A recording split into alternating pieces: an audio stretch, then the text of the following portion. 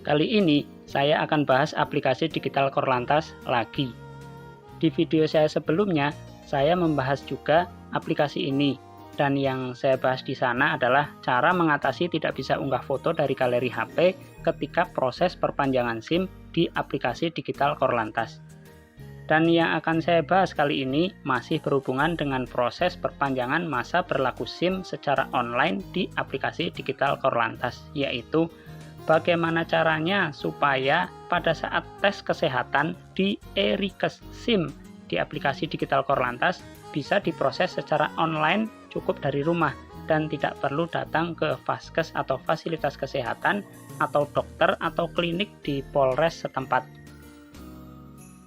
Jadi ketika kita memproses perpanjangan masa berlaku SIM secara online di aplikasi Digital Korlantas, untuk melengkapi proses administrasi, kita diminta untuk melengkapi dengan hasil tes kesehatan dan tes psikologi, di mana tes kesehatan dan tes psikologi ini juga bisa diproses secara online di aplikasi ini.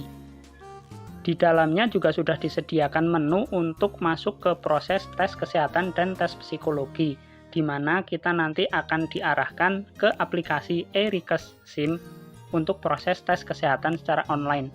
Dan untuk tes psikologi kita akan diarahkan ke aplikasi ePPSI SIM. Oke, sekarang langsung ke pokok permasalahan, yaitu cara memproses tes kesehatan secara online di aplikasi e-Rekes SIM.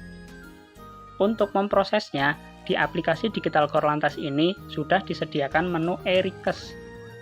Di menu ini kita akan diarahkan ke aplikasi e-Rekes SIM, di mana aplikasi ini dijalankan melalui browser di HP. Di HP saya ini dibuka menggunakan browser Google Chrome. Klik mulai sekarang, kemudian akan masuk di halaman login dan registrasi. Klik masuk jika sudah memiliki akun di e-Rekes SIM. Jika belum, silahkan klik daftar.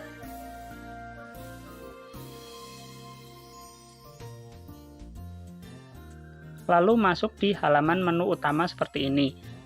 Kemudian pilih pendaftaran.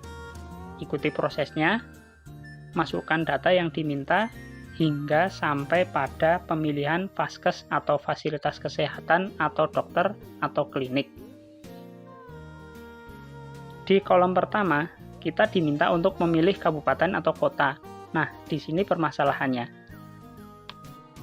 Jika kita memilih kabupaten atau kota terdekat dengan rumah kita, sebagai contoh, saya akan pilih Kabupaten Wonosobo. Maka kita diminta untuk datang ke vaskes atau dokter yang sudah dipilih oleh Korlantas tempat. Di sini berarti kita diminta untuk datang ke klinik Polres Wonosobo untuk melakukan tes kesehatan. Padahal yang kita mau adalah semua proses perpanjangan masa berlaku SIM bisa diproses secara online dari rumah.